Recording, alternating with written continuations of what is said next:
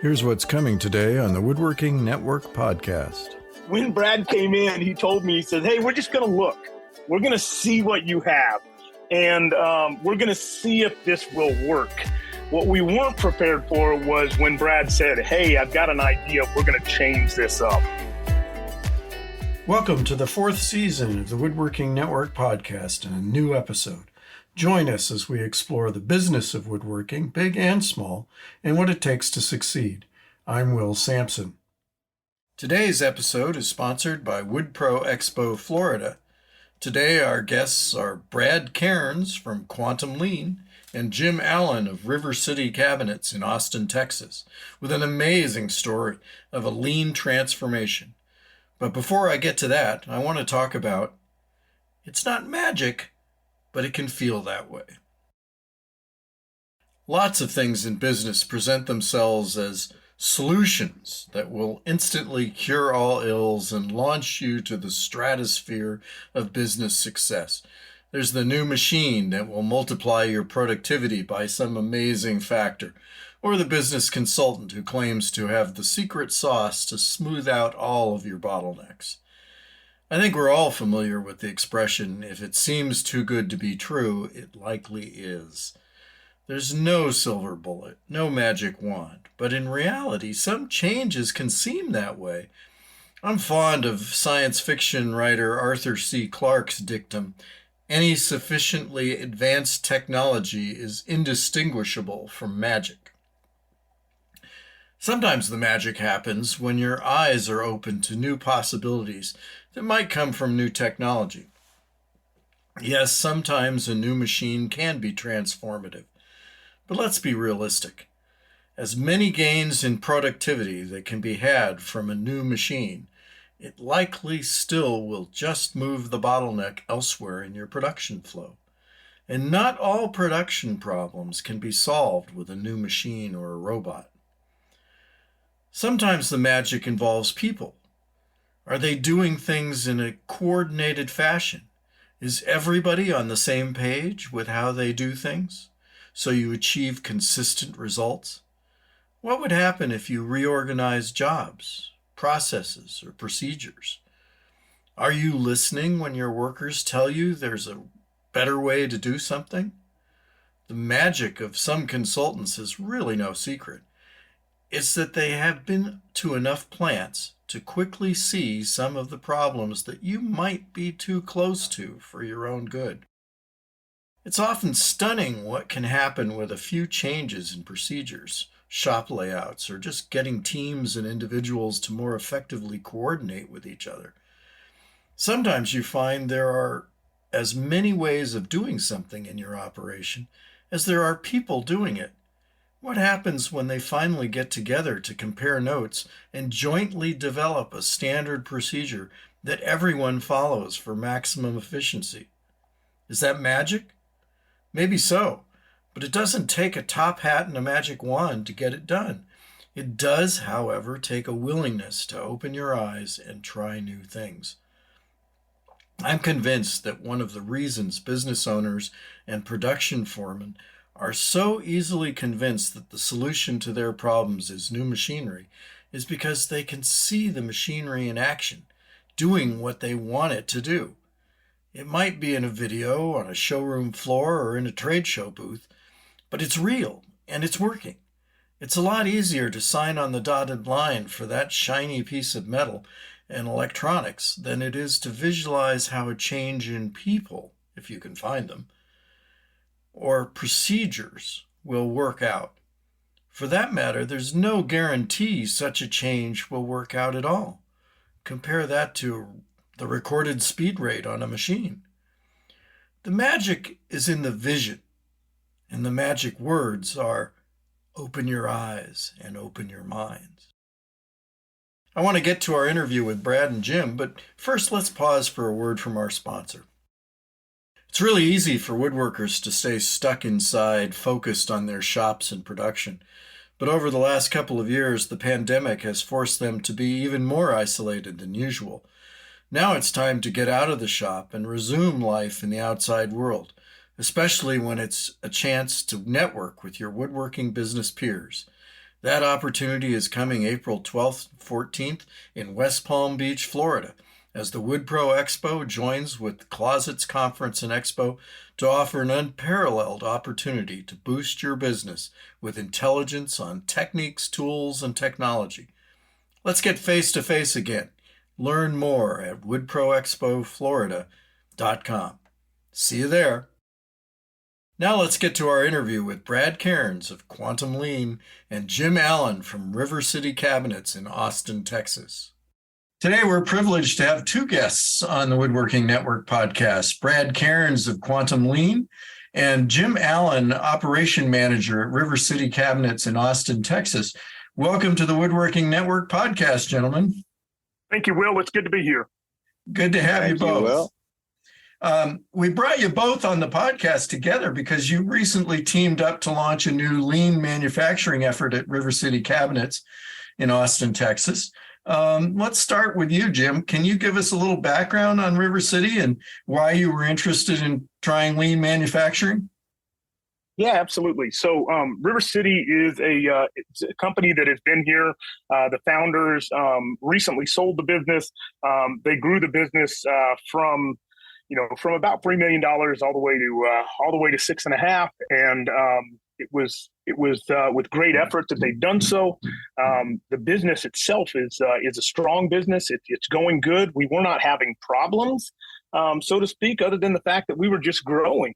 And as we grew, we got to a point where we needed to either find more skilled labor or we needed to change some of the things we were doing to increase our output, our throughput. How many people do you have on staff, Jim? We have between 45 and 50 people on staff right now. And about how many square feet in your operation? We're currently in two different facilities. We have a hybrid third facility that does nothing but finishing, where we have 4 people. Under the two main facilities, we have 20,000 square feet. Oh, okay, great. Production capacity out of that 20,000 square feet, we're somewhere around 12 to 15,000. We have a showroom in those facilities, so showroom and office space to take up some of that production space. So, Brad, you and I have talked many times about lean and particularly the challenges in launching a new lean effort. What were the special challenges you saw at River City? I would say the first thing we saw when we walked through, and this is always prevalent, and I don't know where it comes from. Most of us just start this way, but basically the operation's running on what we would consider super push. So we're pushing orders out onto the shop floor rather than pulling them through the shop. Not the easiest concept to get your head around, but to the trained eye, that's what we saw right away, and that's where we saw the opportunity for creating better flow on the shop floor. I saw in the video that you posted a huge amount of work in progress filling up the spaces when you got started there. Yeah, I mean, and when you're doing, push, which could also just be referred to as make the machines run, don't shut off the CNC. That contributes greatly to overproduction. So that's what you would see all over the shop floor, carts filled everywhere with the overproduction. So making more stuff than people next line in the process could handle. You got it. So, Jim, what was the initial reaction from your team when you announced you were going lean? So Brad, I asked Brad when we signed up with him to go lean. I said, "Hey, what can I do on my end to help this be successful? What are some ways that I can catch this to our employees to make sure that they're on board with it?" He gave me access to something called 2-second lean, and I encouraged everyone in our plant and everyone in our organization. So all 50 people, I encouraged them. I said, "Guys, here's a free book. Read it." So we got the book for him. Brad gave us a resource that was an absolute free resource. So we gave him that book, 2-second lean. We all read it as a group. I had about 28 of my 50 folks read it. So over half read it, and they were a little bit prepared for it. I don't think we were prepared for what Brad did, though. So when Brad came in, when Brad came in, he told me, he said, "Hey, we're just going to look. We're going to see what you have. And we're going to see if this will work." What we weren't prepared for was when Brad said, "Hey, I've got an idea. We're going to change this up." That wasn't supposed to happen. I wasn't prepared for it. And when he told me what he was doing, I was scrambling, trying to figure out how to say no. But he didn't give me that option. So we just changed it. He'd already gotten with the other guys in the shop foreman, as well as the lead in the department. They rearranged the tables, and before I knew it, they were trying something that I initially thought we were going to get a ton of blowback on. And to be honest, there was a lot of guys that were, they were frustrated. They didn't think it was going to work the first couple of days. But by Friday, we had the same group of people that were most upset, looking at it going, "This is awesome. This is amazing." That's great. I'm going to stop you there a little bit, Jim, because I want to build it up a little bit more till we get to the conclusion. Now, Brad, sure. I know that both you and your Quantum Lean colleague Lynn Thomas were active in this launch. Now, she was conducting classes, right, while you were working with the guys in the back shop. Yeah, so I mean, and that's her specialty. She's an unbelievable trainer. So we just set her loose to train everybody in the facility.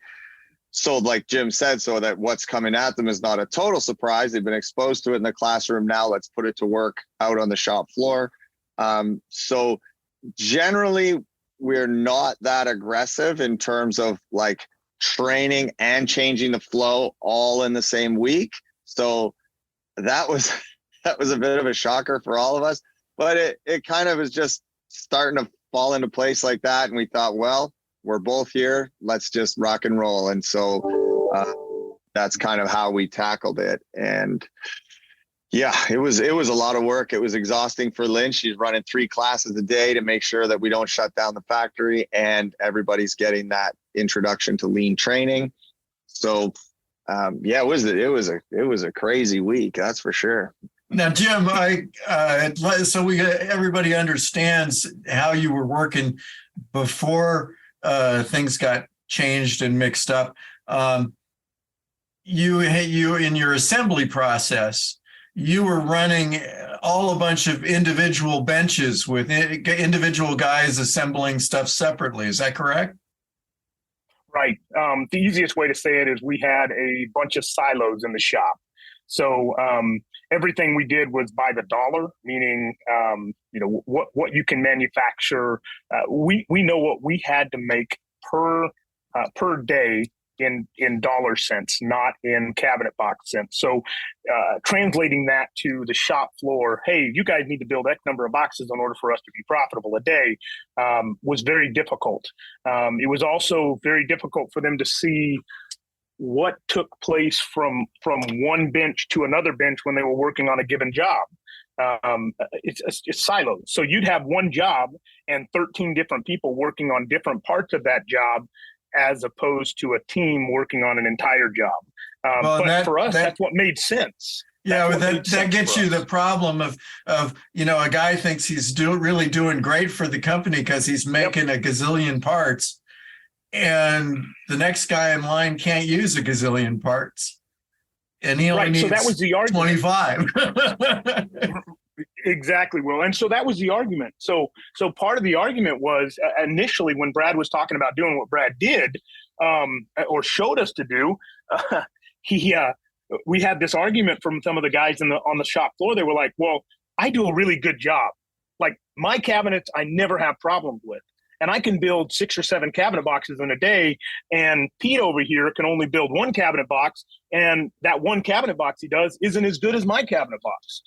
So that was part of the argument. They're like, "Well, why are you going to handicap me and strap me next to Pete, who could only build 1 cabinet box, and he doesn't do that good of a job?"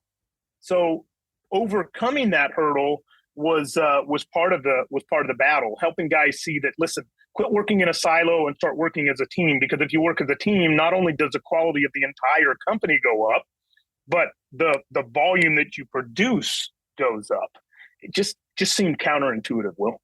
So Brad, what did you do? You just rearranged the furniture and changed the roles of how these guys worked, or what was the deal? Okay, so the fancy term is connecting processes. So rather than, like Jim said, everyone's working in their own silo, doing their own thing, totally unbeknownst to what people beside them or around them are doing, we created a line. We just took all of those workbenches and put them all together in a line and started the box at the beginning and let it run down the line. And as fast as you can get your portion of it done, you pass it on to the next guy. But it's all hinging on the last guy in line. So we're creating that pull. So as soon as a cabinet goes off the bench, he just pulls it from the guy before him, who pulls it from the guy before him. And they literally stop wherever they are, and the next guy picks up where they left off. And it almost sounds ludicrous until you see it working and you see what happens when people are able to communicate, when they're able to catch each other's mistakes. It's phenomenal. And if you watch the video, or you read the comments from the video, some people are like, oh, you're stifling people's creativity by making them a factory worker, and Jim, you could probably comment on this in a second, but I couldn't disagree more. I think that all you're doing is shifting the mindset, the creativity, instead of, oh, I'm being creative because I can remember the entire process of this entire box all by myself, which makes me feel really good and like I'm a cabinet maker, creative individual, to I'm working on a team. Now I'm going to use that creativity to help the team. I'm going to use that creativity to improve the process, not necessarily using all that creativity to remember 400 steps of building a cabinet. Does that make sense? Oh, absolutely. Yes. Yeah. So kind of to piggyback on that, Brad, I've not read a lot of the comments, and I typically don't read comments on YouTube simply because, it may not work for you. If it doesn't work for you, that's fine. It doesn't work. But for us, it has. I will direct that one comment that you said, though, Brad, where somebody said you're stifling someone's creativity. If you recall, Brad, we had one gentleman in our company that came up to you and said, "I'm a cabinet maker. That's what I am. I'm a craftsman. You're taking that away from me. You're putting me on the assembly line." That same guy came up to us after you left and said, "This is amazing. I get to work with people. I get to work with people." And you remember him, Brad, but he said, "I get to work with people now." And I love this because now this is part of who we are. This is part of what we get to do as a company. And Brad, you said something essential before you left, and we've really brought this home with the guys, and we're still pounding this on our morning meeting. Guys, you are not cabinet makers. You're process engineers. If you remember that was a term that you gave us. And that term, process engineer, I told the guys, I said, listen, you may have been hired as a cabinet maker, as a driver, as a delivery guy, as a CNC operator. Just throw that stuff out of the window. It doesn't matter anymore. You are a process engineer. And I told the guys, I said, my goal for you is to be the absolute best process engineer for a lean manufacturing company that you possibly can be. And you know what that means? That means that you're probably at some point going to cap out with me. And then there's going to be another company out there that's going to want to pick you up because you're going to cap out with me. And I may very well lose you. But that's okay because I'm building value to who you are as a person, because that's what lean is. Lean is about building value for people more so than the organization. The organization benefits from it, but it's really about people. And that was one of the key points. Sorry, Will, that when we originally started talking with Jim and his team, we're getting pretty good at vetting customers and knowing who's trying to get into lean for the wrong reasons. We just don't even mess with that. But when we found out, it became pretty apparent pretty quick that Jim was all about the people. We're in, we're on an airplane. We're coming there. Because that is the reason. That is the only reason. So how long did it take you to get the line organized and running? Was there any additional equipment involved or? just Um, rearranging the yeah, furniture. we truly, like, one of our missions is not to spend money, like we're going to do more with exactly what you have. So we literally, like you said, just rearrange the furniture and change the way we approach the work. Now, of course, we can spend a ton of money and improve this thing going forward. But for that week, I would say, Jim, you can comment, but I would say it would be hard to say how long did it take us to get it going, because every time we got going, 3 more guys got pulled out for training and 3 new guys got put in from the training.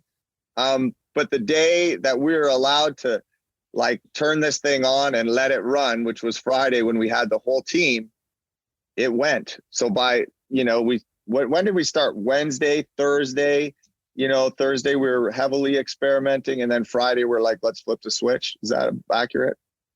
Yeah, that's about right. So Friday was really the kind of the tell-all day. It was still not a perfect day because we didn't have everything set up the way we needed it set up. And then the improvement that we made from Friday to Monday and Tuesday, I'm telling you, Brad, it was cool. It was really neat to see how guys transition from Thursday to Friday, end of day Friday, Monday, Tuesday, Wednesday of the following week when you guys were gone. Just the ideas they came up with that made that line run that much smoother. So let's get some numbers here. So what did it do to your productivity just in that first week? Brad, I'm going to let you speak to the front end. So you saw what our numbers were before, because all I have and all I recall are the dollars. Cabinet Right. point wise, I got it all. So pre our visit, and for people listening, you can't use this measurement as a comparison to what your company is, because you don't even know what we're counting as a box. So you can only compare our box count before and after. So don't say, well, I build 1,000 boxes. The box count might vary from company to company. But when we got there, it was 16 boxes a day. How River City counts a box, which is, a whole face frame. It could have 5 or 6 cabinets in it. And then when the Friday that we let it run, Jim, am I wrong in saying 30? Was it 30? No, the Friday that we let it run, we hit 22. 22. Oh, right. Okay. Because 2020 was the company's best. Historically, it was the company's best. We had backslid a little bit to 16 in 2022 and 2021. And then on that Friday, we hit the 22. And then when all of your guys came back next week, where we got the custom guys involved, plus the line, that's when things really started looking good. So what happened then, Jim? Where did you go there? So we are averaging right now, we're averaging 22. I should say 23, right at 23, 22.9. So 23 cabinet boxes is what we're averaging right now. Some of those days go down, some of those days go up. You got to remember we've got Christmas in between there. So so that's almost a 50% increase in production. Yes. Yep. Yeah. Just our in a week. Day, our highest day was 32 boxes. Wow. So that'd be double. Yep. That's pretty amazing. To flip that over into dollars, what that looks like to go from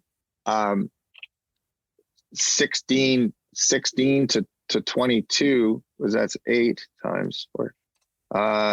That's $11,000 a day. Wow. Yeah. So definitely significant. Yeah. So again, it's not. This is what we have to remember. It's not about the money. It's a great benefit, but it's about the throughput. How can we get more product out the door? Because at the end of the day, that throughput out the door translates to employees see product going out the door faster, working together as a team, and the attitude of the employees is substantially different than when it was just, hey, I'm a single guy here by myself on my own. Nobody really depends upon me. They know that we depend upon them as a company to do what they needed to do, but outside of that, goodness gracious, now when somebody doesn't show up, they see dramatically just how much they're needed when they don't show up, or they have somebody who calls in sick, or has somebody that that just decides to be late for some reason or another. There's innate value in them being here, and they understand that now. Well, there's a huge thing too that doesn't get talked about when you increase productivity so often, and that is the opportunity cost and value that you get out of it. So now, if 16 boxes was what you were doing, and you had potential new business that would take you to 20 or 30, you couldn't take that on, but now you can. Correct. So, and that was one of the things, Will, that we found with Brad in the midst of all of this.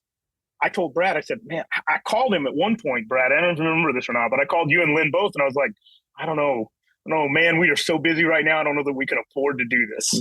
And Brad's response was fantastic. That's the best time. I'm like, are you kidding me? You're asking me to turn our shop upside down, have you come in the midst of this when we're in the busiest time we've ever had? And he's like, it's only going to get better. And it truly did. Now, how long has it been since you initiated this change? When was this on the calendar? December 2nd is the official day we kicked the line into full steam.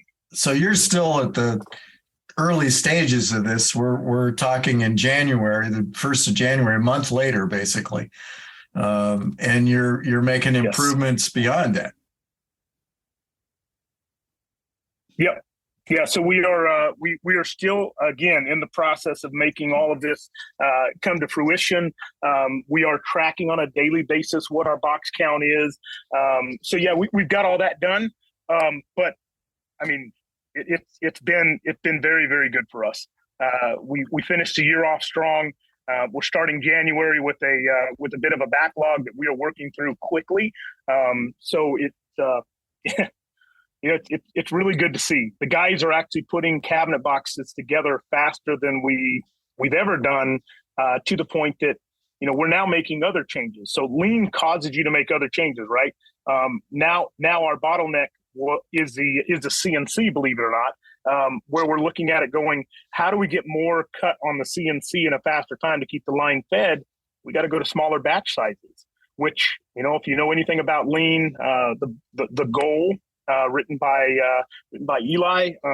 Again, Goldratt. Yeah. Mm-hmm. Yep. You gotta bring all of that into smaller batches, and now we're working on that. Our bottleneck is obviously moving from one department to another. We're trying to tackle those things. All issues that we knew we had, but trying to figure out what those issues are, where they land, was very difficult. It's pretty vivid right now. Yeah. A lot of that has to do with these changes. When I talk about lean to shops that have yet to adopt it, they're very skeptical about the huge improvements that are quoted by a lot of the lean experts and in some of the stories that we've run. I'd like to hear from you both about how you can explain such boosts in productivity. Brad, maybe you want to take a stab at it first there. Yeah, I've come to the conclusion then just recently that the more, let's say you have a business and it's you're doing like 5% or less, probably ropes in most woodworking companies.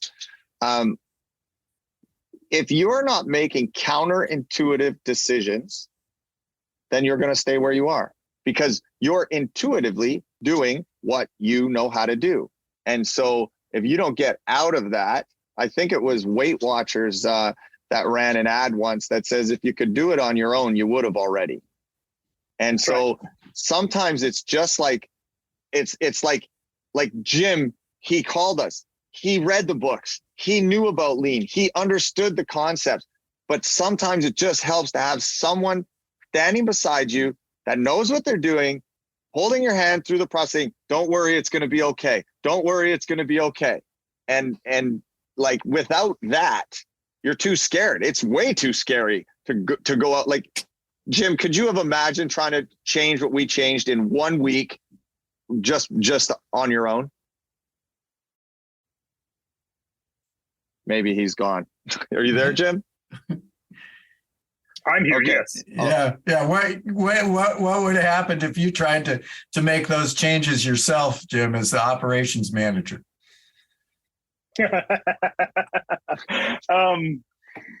Man, you would have had a mutiny on your hands, right? I would have had a mutiny. There was a lot to be said. Brad was the bad guy. Brad was the bad guy, and Lynn was the good guy, if you will. So, yeah, Brad, you didn't make a lot of friends. You did with us in terms of management, but people on the floor, again, we talked about that. It was a little bit rough going, but that's not because of who you are. It's more so because you were the agent of change, right? So the agent of change always wears that coat, which you wore it proudly, and I appreciate the fact that you wore it. But you allowed me to be the guy to come in behind you and smooth some of that over. Damage and control. You could say it. Damage control. Right. Damage control. There you go. And at the end of the day, Brad, I know I'm responsible for running the company, but at the same time, I look at this guys and I say, this is an opportunity for us as a company to make changes together that benefit the entire company. We offer profit sharing here, and through that profit sharing, man, the more profitable we are as a company, the more options our guys have to make more money. So it comes down to, how do we make everyone in the organization be better than we were yesterday? And it's those small, back that 2-second lean book, right? 2-second lean. What are things that you can change in 2 seconds or less? What modification can you make that's going to make your life easier? Fix what bugs you, to coin a phrase from Brad. Yeah, no, it's definitely, well, it's just a terrific story. And I definitely want to go into it a little bit deeper. Congratulations to both of you guys. I definitely want to come down to Austin and check out River City and learn more firsthand. For anyone else in our audience who wants to learn more about lean manufacturing, you can read Brad's monthly column in FDMC magazine and online at Woodworking Network, or you can go directly to his website at quantumlean.ca. And I really appreciate you guys coming on. We've only scratched the surface here today, but we'll revisit this topic in the future and get people in. I just wanted to give folks an idea of what a beginning lean transformation is like. And I think you've both done a great job of that today. Thanks for coming on. Well, we appreciate you having us. And I will tell you this, Will, if you're ever in Austin, I want you to come by and see us for sure.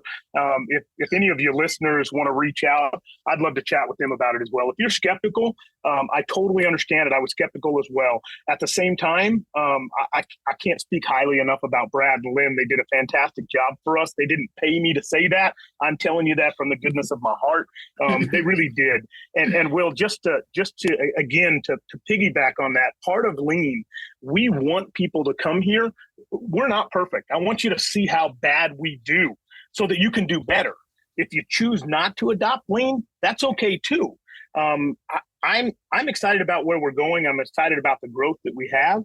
And the reality of it is, we're going to continue to grow because we've done this, not because no other reason than that. We're going to continue to grow because we've made this change. That's great, Jim, and we'll be following your progress, I'm sure, at any rate. Absolutely. Well, that's it what we've got for today, but thanks a lot, and we'll be in touch with both of you. All right. Thanks, Will. That's it for today. If you're looking for more of our podcasts, you can find all of them at woodworkingnetwork.com/podcasts and in popular podcast channels. Be sure to subscribe so you don't miss a single episode. Thanks again to today's sponsor, Wood Pro Expo Florida, and the Woodworking Network. If you have a comment or topic you'd like us to explore, contact me at will.sampson@woodworkingnetwork.com. Thanks for listening.